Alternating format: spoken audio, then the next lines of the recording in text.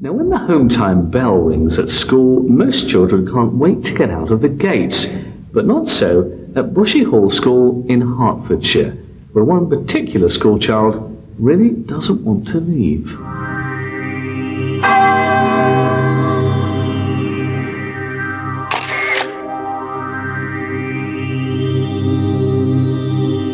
At Bushy Hall School, a ghost of a former pupil is sent to haunt what was once a Masonic institution. We talked to both the present and a previous caretaker of the school who've both experienced strange occurrences when the gates are closed. I'm the resident caretaker, and I start from 7 o'clock in the morning till 6 at night with a 2-hour lunch break. And basically do everything and nothing, you know, contains from clean up problems to smash windows to any minor repair work, getting contractors showing them in. Well, I feel there was a story that a child died in there for when the school was owned by the Masonic, and the children slept here in dormitories, and they more or less, their lifestyle revolved from Monday to Friday, revolved around there, and it was a sports day, and unfortunately he got hit by a cricket ball. This is how the story goes, and he died in block 2.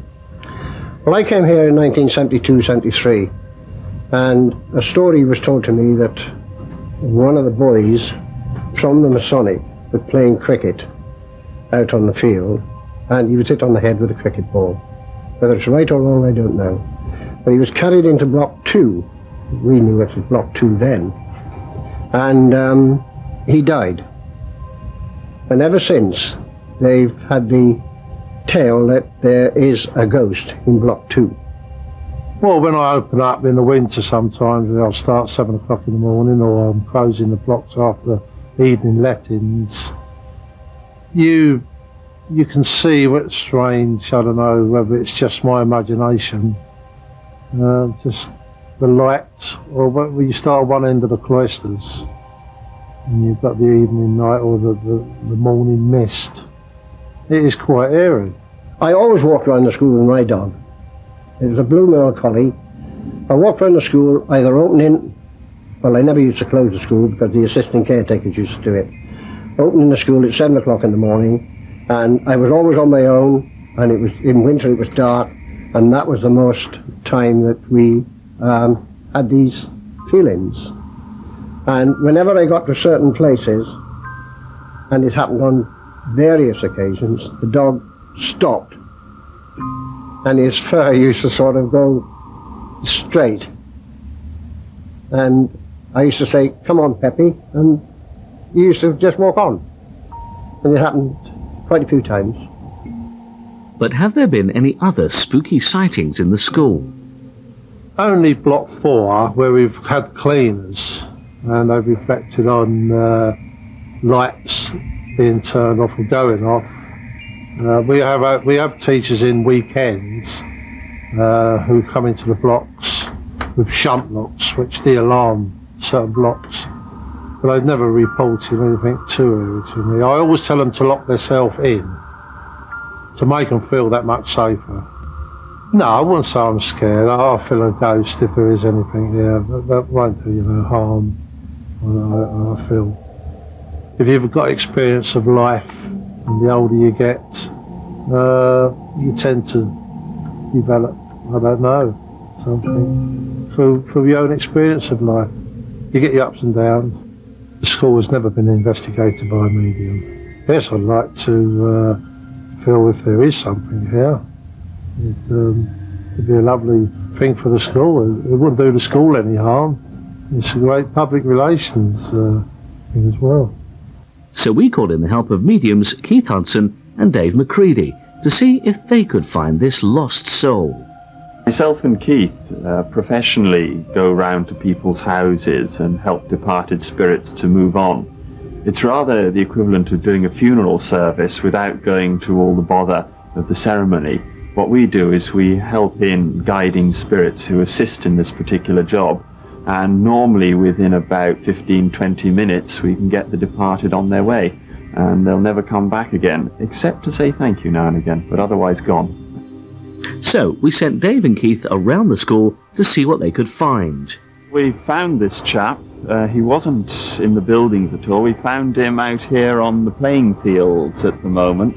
He seemed to have become detached from his body after he got knocked over. His body wasn't even quite clinically dead, but he detached out from it. And he basically didn't go to his own funeral. He's got stuck here, hanging around, waiting for his mother in a rather sorry state. We picked up that he was like a school uniform, would be grey, rather blue-grey, but not of this period. So when we was looking at him and talking to him, I think it must have been his friend that actually did the damage, throwing the cricket ball or whatever. But he was taken inside, but didn't go with his own body. So as far as we're concerned, he's still waiting for his mother to pick him up. He's very happy right now because the guides have come in around us and they've told him he's going home after we've finished filming. So to combine with a bit of television footage here, he'll be on his way. So he's all cheery, in fact he's jumping up and down slightly right now beside us. Because we've got in touch with him and talked to him, he now understands that other people could talk to him. And he couldn't do that because nobody spoke to him before. And now he can be moved on. So, what did our psychic friends talk to the boy about? And how did they manage to release him into the spirit world? We spoke to him about his mother, because his mother, we understand, is still alive. We reckon about 1950s when he passed. And because he had passed into the world of spirit, his mother would still be alive. And she wouldn't collect him, so he'd be wandering around looking for her and having that homesickness. But also because he passed here, he would stay here. He wouldn't know what to do, so that's why we spoke to him, and our guides came in and had a chat with him, and he got a lot more brighter. And because of the energy we were using, and their guiding energy, they was able to pass him on away from this physical world to the spirit world. But it would appear that this little boy is not the only ghostly resident of Bushy Hall. Well, one of the challenges here today was to find the particular ghost you were looking for, because we've been inundated with potential candidates. There was one old teacher who was hovering round, another caretaker, someone else who was here before it was even a school, and there was another person who has since passed on, but they preferred to return to their schoolboy size. And even though they died as an adult, they're also hanging around here. So we've been having great fun in that respect.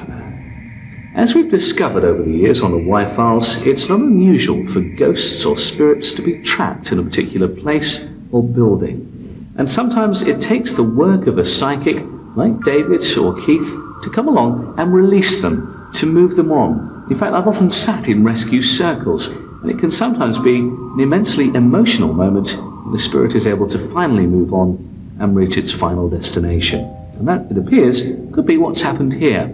After many years of being trapped, that particular spirit of the boy has now moved on, we hope, to a better place.